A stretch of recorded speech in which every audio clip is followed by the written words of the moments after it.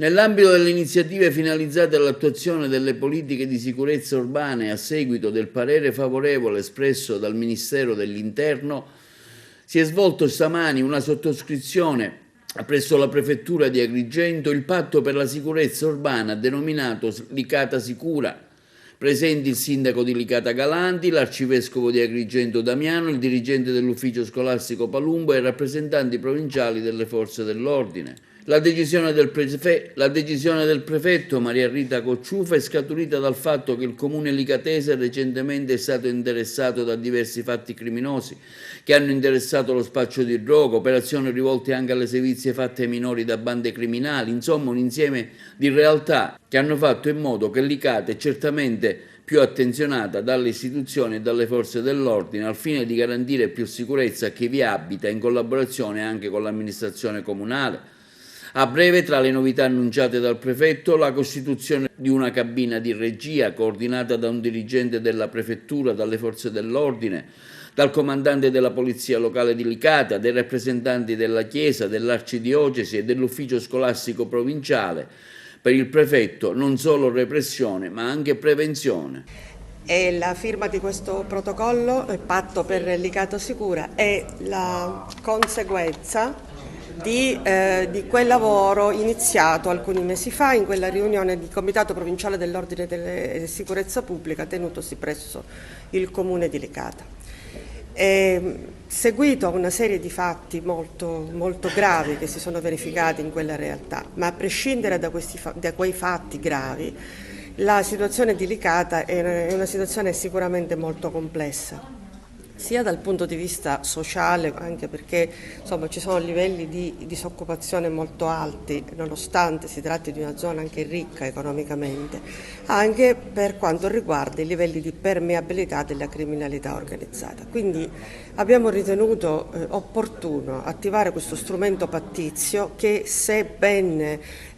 seguito e organizzato e anche orientato, potrà consentire un approccio che è un approccio condiviso, ovviamente di grande collaborazione con l'amministrazione comunale. L'elemento di novità, a parte che voi insomma, magari avrete modo di leggere, il documento è molto articolato ed è molto ambizioso, però l'elemento importante è che costituiremo a breve una cabina di regia presieduta da uno dei miei dirigenti che coordinerà le forze dell'ordine che saranno rappresentate in questa cabina di regia, il comandante della polizia locale di Licata, ma anche rappresentanti della Chiesa, quindi dell'Arcidiocesi e dell'ufficio scolastico provinciale, proprio per avviare delle iniziative che non devono essere necessariamente efficaci da un punto di vista repressivo, ma soprattutto preventivo, tentare anche di dare degli strumenti, delle occasioni di partecipazione alla cittadinanza. L'ente locale è necessario che venga coinvolto perché è direttamente il territorio e il territorio lo conoscono meglio i sindaci, gli assessori, perché è la nostra popolazione che deve essere controllata e dare suggerimenti più vicini alla realtà. Quali sono le attività che verranno messe in campo? Ma sicuramente quelli del consumo, della vendita di stupefacenti, tutta questa roba che succede purtroppo in maniera più frequente, e poi tutti gli abusi che vengono fatti per quanto riguarda vendita di prodotti alimentari, vendita di prodotti contraffatti e anche fenomeni di